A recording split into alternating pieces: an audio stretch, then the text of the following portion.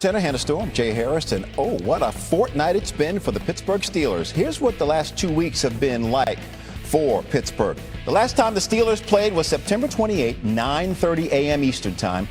They got a 24-21 win over the Vikings. The Steelers improving to 3-1 on the season. Now, since that game, the rest of the AFC North has combined to go 0-6, with the Ravens, Bengals, and Browns recording 2 losses each in that span. And the Steelers now return from their bye with a 1.5 lead in the AFC North and 2 games up in the loss column. But the Ravens still favored to win the division somehow. Kimberly Martin, first on the field, joining us now from Pittsburgh. Kimberly, what are the Steelers saying about their 3-1 start to the season? Jay, based on everything you said, you would think they'd feel great, right? Except when you talk to the Steelers, yeah, they're in first place right now, but they keep saying that they are a work in progress, especially on offense.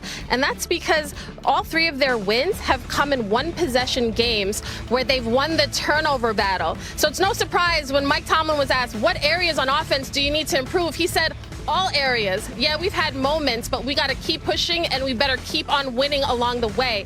I even asked tight end Pat Freiermuth about their being in first place, and he said, honestly, Kim, nobody cares. He said, we're not talking about it. They don't crown AFC titles in week 6, nor do they crown Super Bowl champions in week 6. Now, the Steelers have yet to win at home, Jay, but they've won the last 21 games against the Browns here in Pittsburgh.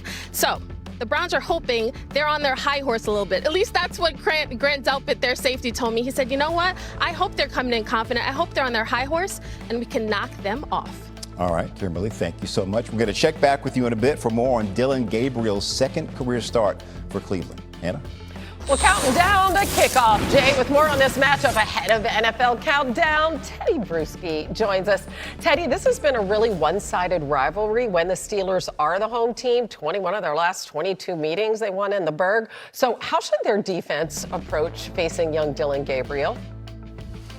Well, good morning, Hannah. We got to face this defense. If I'm on the Steelers D, you got to make this guy look like a rookie. Dillon Gabriel had a great week last week, not turning the football over. I think his offense did a great job of calling calls that were safe for him, short, to the left, get him out, get the ball out of his hands. But the Steelers have to get these turnovers. They have to get to Cleveland. They have to get to the quarterback. They do a great job of getting their hands up at the line of scrimmage. They've got 10 takeaways in just 4 games because they've only played 4 games and already 10 takeaways. That's what has been their main strength, and it's the main thing the defense wants to do. So if they're able to force Gabriel into some of these turnovers, then he'll have to throw it down the field, which he hasn't done yet. Last week was a lot of short throws for him, a lot of screen passes, checkdowns. Let's see what kind of quarterback he can be. Just want to note that Jalen Ramsey was listed as questionable earlier this week with a hamstring injury. So he's off the injury report, and so is Joey Porter Jr., because he hasn't played since week 1 since injuring his hamstring. Okay, yeah. Normally, we talk about the blueprint, but with you, we call it the brew-print. So, I like that. Let's go. Yes, I'm so glad because we're doing it. Jared Goff, Patrick Mahomes, part 3. What is the blueprint for Goff at Arrowhead? Well, first thing I'm going to do is sit back and enjoy the fireworks because this is going to be a lot of scoring. But Jared Goff, to keep up with Patrick Mahomes, he's going to have to win the scoring battle because I think there's going to be a lot of points tonight, and it's off of play action. It's off of that 12 personnel with Laporta and Wright at the tight end position.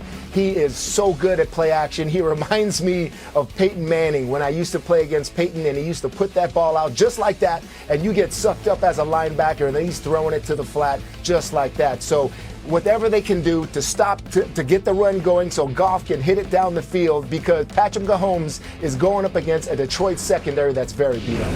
All right, what's a blueprint for Baker and the Bucs hosting the Niners? There is a rookie that I feel strongly about, and I won't use the word love because that's too much, but Emeka Egbuka, this guy is balling, and I'd love to watch this guy play. We're going to talk about it a little bit more in depth on Sunday NFL Countdown and hear what Randy Moss has to say about him too. But this guy on double moves, way he sells the route. This is the blueprint. Get this kid the ball. Baker Mayfield knows to find him. Smart football player, and Godwin and Evans both out. All right, blueprint for the Pats and the Saints. I hope the work was done this week by this guy. My brother, Mike Vrabel. Vrabes knows how to get this team ready because the worst thing, the toughest thing for young players is the word again. Can they do it again? Can they get away from the letdown that we went into Buffalo, we had a great signature win. Drake May finally showed he can do it when he's down. All of New England loves the kid, but can he do it again? That's the thing. But the blueprint for them is to just play smart, take care of the football. Drake May in the fourth quarter. Let's see if he can do it again. How fun is it for you to see the Patriots playing well and seeing May develop?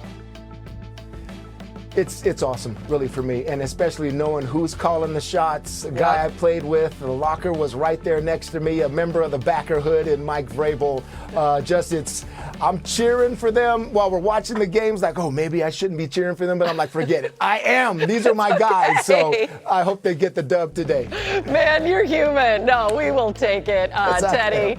Hey, we will see you shortly on Countdown. Coming your way, top of the hour. Love having you on SportsCenter, my friend. Thank you. Thanks, Hannah. Now the dapper Field Yates, the host of Fantasy that means Football a lot Now, coming joins us. My dude. Okay, Field, what are your top 3 fantasy storylines heading into today's game? Yeah, let's begin down with the Chargers and the Dolphins game. A lot of talk about the Tua versus Justin Herbert game, but can Justin Herbert get back on track, Jay? Over the past 3 weeks, he's been quarterback 18, quarterback 18, and quarterback 17. 3 finishes that you are not happy with if he was your starting quarterback. But the Dolphins have been one of the 3 worst defenses in terms of slowing down opposing quarterbacks for fantasy points this season. Would not surprise me if Justin Herbert, my 5th-ranked quarterback on the week, goes off in this game and badly need a win after dropping 2 straight games. Meanwhile, Rico Dowdle goes back to Dallas, faces Dallas, I should say, playing in Carolina. And last week, Rico Dowdle had over 200 rushing yards, the most rushing yards of any player in a game so far this season. The Cowboys defense has been terrible. They have been bottom 5 in terms of fantasy points allowed. 2 opposing running backs so far this season. Dowdle ran the heck out of the ball last week. There are some offensive line injuries in Carolina. He's still a top 12 running back option for me today. A guy who's not a top 12 running back option for me today, and the first time in forever, is Derrick Henry, Jay. What has happened to this Ravens offense? Without Lamar Jackson, you have serious concerns about whether Derrick Henry can get things going today. The Ravens are trying to figure out their way to get to the bye week. The biggest obstacle ahead of them is, of course, the Los Angeles Rams. 4 straight games under 50 rushing yards for Derrick Henry. He is outside my top 20 of running backs. If you can afford it, he's either a flex option in your lineup, Jay, or a guy that you are putting on the bench just for 2 more weeks. Next week's the bye. Bench. Jay, it sounds crazy, but with how the last 4 games have gone, it's not as crazy as you might think. Wow. Yeah. Okay. I hope he proves not just me, but everybody wrong and goes off for like 150 and a touchdown, because that would bode well for the rest of the upcoming season. But 4 straight duds for Derrick Henry. Okay.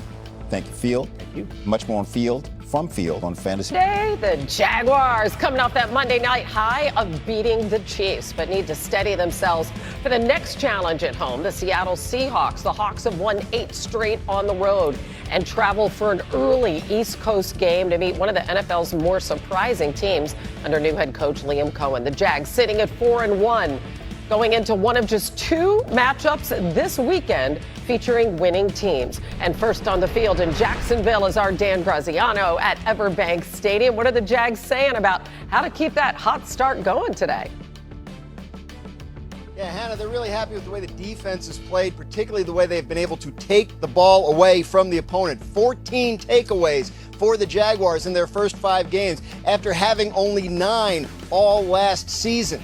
This offense for Jacksonville, they figured it would be a work in progress in its first year under head coach Liam Cohen. But when I talked to Cohen, he said there were 2 things that he thought would help. One, if the defense could get some takeaways this year and give the offense some short fields, which they've been doing. And the other thing, he wanted Trevor Lawrence, the quarterback, to be able to feel comfortable using his legs, get out and run a little bit. Lawrence, a good enough athlete that will help. Now, first 4 games, he only had 32 total rushing yards, but he had 54 of them on Monday night in that victory over Kansas City. So the Jaguars off to a 4-1 start, largely because of their defense, but they feel like as the offense continues to come together and it catches up, they should be in a pretty good position to capitalize on it. And on the other side, you have Seattle, one of 4 West Coast teams traveling east and playing in the early window today. I know you're going to be back talking more about the Hawks.